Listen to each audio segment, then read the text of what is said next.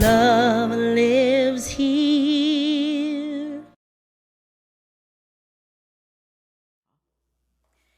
And so I do have the honor of telling you a little bit about our guest speaker today. Originally from Colorado, Ministerial intern and practitioner Marcus Gilliland fulfilled a long-term dream of living in California in 2012. Shortly thereafter, he was introduced to the Science of Mind philosophy and fell in love with Centers for Spiritual Living. After a transformative moment during a Sunday morning gathering, Marcus made the decision to return to school and to pursue becoming a practitioner. In 2020, he graduated summa cum laude from Grand Canyon University with a degree in psychology and completed his practitioner studies. He is currently set to complete his Master's in Consciousness Studies and certification in Ministerial Education, that's a mouthful, from the Holmes Institute by the end of 2024, so right around the corner. Time away from studies is spent with his fiancée, Brett, and their dog, Toby. Marcus is also a musician, orchid enthusiast, and amateur gardener. So we are going to give a rousing and wonderful Riverside welcome to Marcus.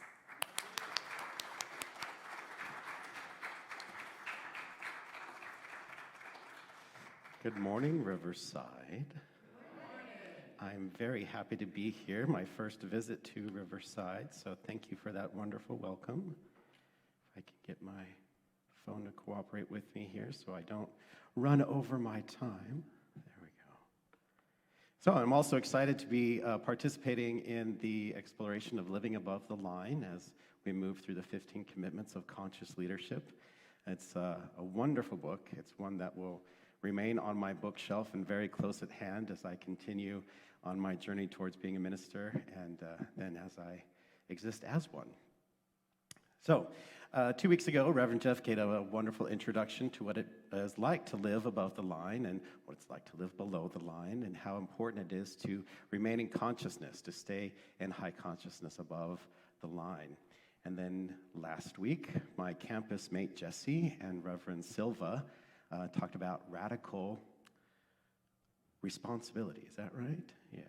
Yes, radical responsibility. And committing to learning above the line, learning to live above the line, and to be responsive instead of reactive, and moving through the four realms of consciousness, or the four kingdoms of consciousness, and what it's like to exist in that by-me state and the to-me state.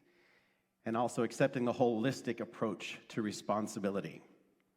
So this week, I am on commitment 2, learning through curiosity, curiouser and curiouser. So an extreme simplification of living above the line and living below the line. Living above the line is yes. Living below the line is no. Below the line is to me, and above the line is by me. And in this chapter, we have 3 above-the-line commitments and 2 below-the-line commitments. The first above-the-line commitment is, I commit to growing in self-awareness. Second, I commit to regarding every interaction as an opportunity to learn. And third, I commit to curiosity as a path toward learning. The below-the-line commitments are, I commit to being right and seeing this situation as something that is happening to me, and I commit to being defensive, especially when I know that I am right. And the authors have right in all capital letters, R-I-G-H-T, I am right. And I gotta tell you, all you have to do is turn on the TV or open your news feed, and you can see the effects of those people that are determined to be right and the detrimental effects that they can have. So let's take a look at those below-the-line commitments first. The first part, being right. I commit to being right. Now, there's nothing wrong with being right at all. In childhood, being right, doing right, getting it right is enforced.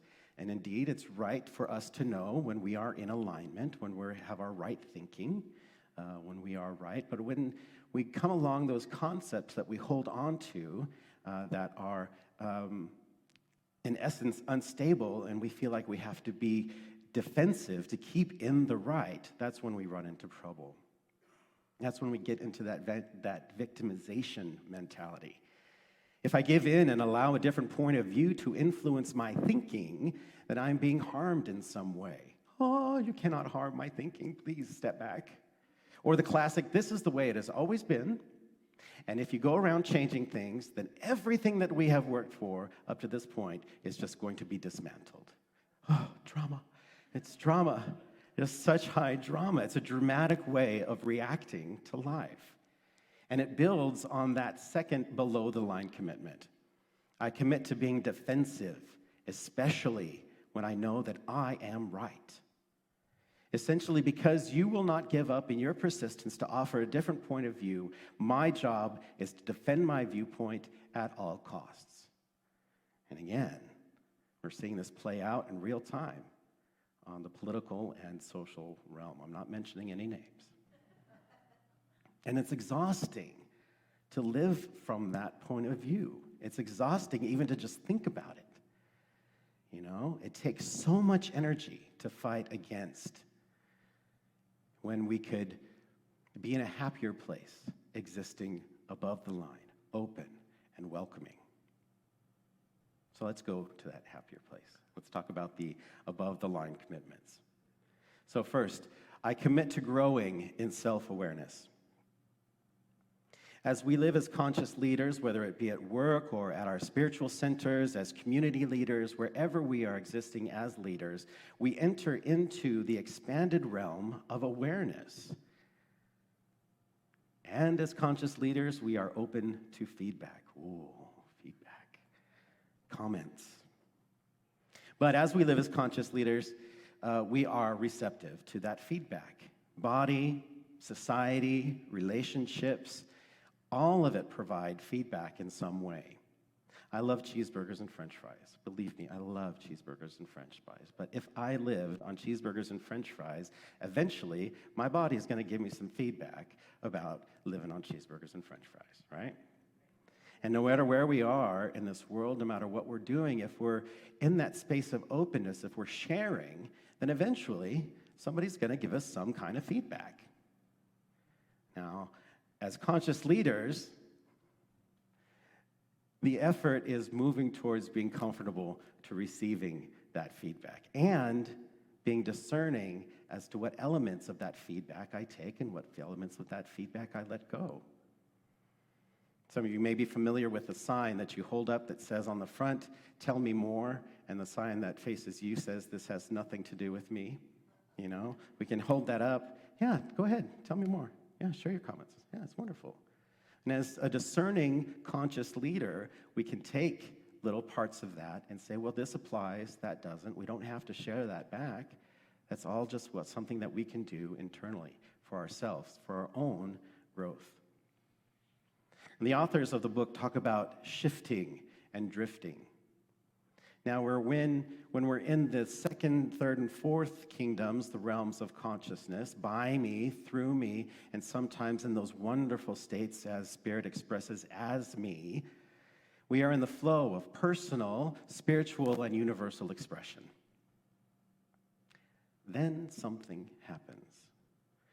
Now, that something could be we're cut off in traffic, or our loved one responds to us in a way that is not what we wanted to hear, or we receive feedback that is really hurtful or unexpected, or the bank account runs out of money when we thought we had planned and budgeted correctly. Something happens. And when that something happens, we can start to drift. Now, drifting can take the form of, binge watching, or eating a whole box of chocolates absent-mindedly, or intentionally removing ourselves from social situations. For me, I tend to go inside and I formulate arguments so that the next time that I see that person, I will have the perfect response so that I can say, aha, I've won. I've got the argument. I did it. Now, how long we choose to stay in drift is a product of our current level of self-awareness. And this self-awareness, that level is different in different situations.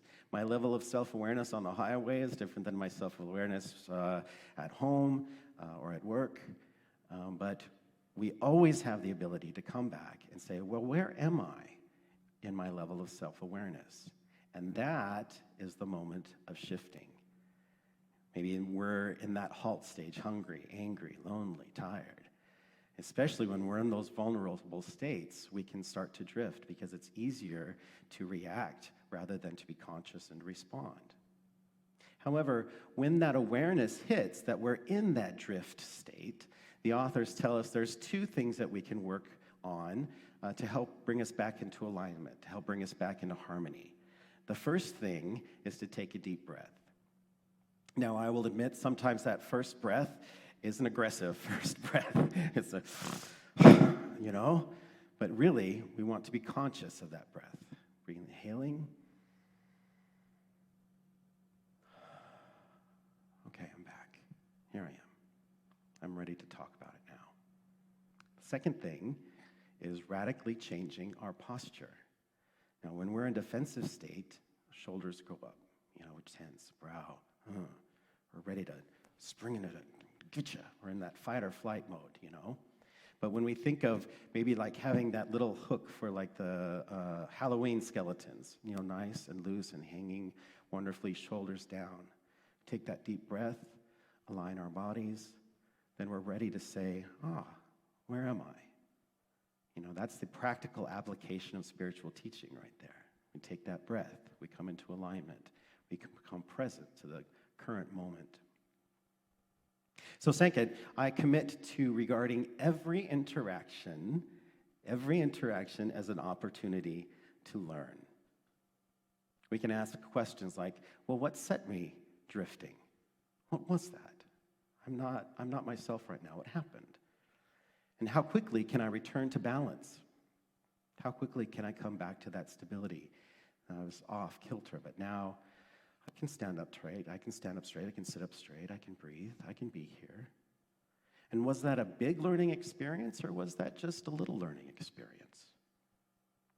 Being committed to learning is an exercise in developing mental and emotional stability.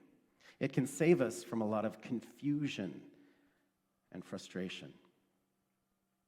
Whereas below-the-line thinking cuts off learning, above-the-line thinking is receptive to a little or a lot of information that can improve the quality of the moment, improve the quality of life, right? Change your thinking, change your life. Ernest Holmes, our founder, who said in This Thing Called You, rising above confusion, you affirm the divine presence in all its beauty, power, and peace. From this fundamental affirmation, that being the affirmation of the divine presence, your consciousness becomes imbued with a sense of power as well as peace. So we pause. We breathe. We accept. And we shift. And commitment 3. I commit to curiosity as a path to rapid learning. Here we are, curiosity, curiouser and curiouser. Indeed, the first two above-the-line commitments deal with elements of curiosity. What is my level of self-awareness right now? I'm curious. What is my self-awareness like right now? What can I learn from here? I'm curious. What element in this interaction has a part for me to participate in and learn from? But the intentional state of curiosity itself is its own thing. It places us in that wonderful realm of the imagination. When I was a young man in junior high school, I had a bookmark with an Einstein quote on it that says, curiosity is more important than knowledge. And I wanted to know, did Einstein really say that? Because, sometimes you get bookmarks and you see things on the internet, and did that person really say that? And I did a little digging, and it comes, one of the versions of that statement comes from Cosmic Religion and Other Opinions and Aphorisms by Albert Einstein in 1931, in which he says, imagination is more important than knowledge, for knowledge is limited, whereas imagination embraces the entire world, stimulating progress giving birth to evolution. When we have that set of knowledge and we know that we're right and we are committed to defending that rightness at all costs, we shut off growth. We shut off evolution. There's always something to learn. The vast universe of knowledge has not been contained in any of our libraries yet. And Spirit continues to express through us in our imagination, in our curiosity, in our learning. When we're committed to being curious, to using our imagination, to existing in a sense of wonder, we open the way for personal and spiritual evolution. When we involve curiosity, we evolve our consciousness and learn new ways of thinking and being. The authors encourage us to use wonder as a tool for learning. I would encourage you to set some time aside to just wonder, to sit on the front porch, go to a park, be still, and wonder at creation happening all around us without us needing to be involved in it at all. Birds singing, squirrels playing, trees producing oxygen. Life happening over and over and over, spilling out itself as a play in front of us all of the time. And sometimes engage in wonder with intention. I wonder what it would be like if I actually applied this philosophy to my relationship. I wonder what it would be like if I actually listened to that call to volunteer and go down to that center and participate. I wonder what it would be like. I wonder. You don't have to come up with answers. It's just existing in that state. Spirit delights in that, being with us, creating with us from that place of wonder. So, a few practical tips from page 78 of the book, if you have it. Commit to learning over being right. Ask yourself regularly, am I above or below the line? And if you're below the line, ask yourself, am I willing to shift? Am I willing to move? And regularly ask yourself wonder questions. Above all, let us learn to be gentle with ourselves and others as we commit to learning through curiosity. So entering that space right now of prayer, I know that there is one power, there is one presence, there is one life, there is one love. It is the only thing that is, all the time. It is perfectly unfolding right here, right now, in this very moment, is existing in me, through me, and as me right here, right now. And everyone in this room, everyone online, everyone who will hear these words a millennia from now, Spirit is never limited by anything. And so I know that right now Spirit is expressing in us as we are curious about Spirit's involvement in our life, as we become curious to learn more about how we can participate more fully, how we can be more spiritually aware and present. Knowing that all of the harmony that there is, all of the love that there is, all of the joy that there is, all of the peace and power that there is possible right now, is actually spilling out from us in a variety of ways. One Spirit existing in a billion different points of light in this world.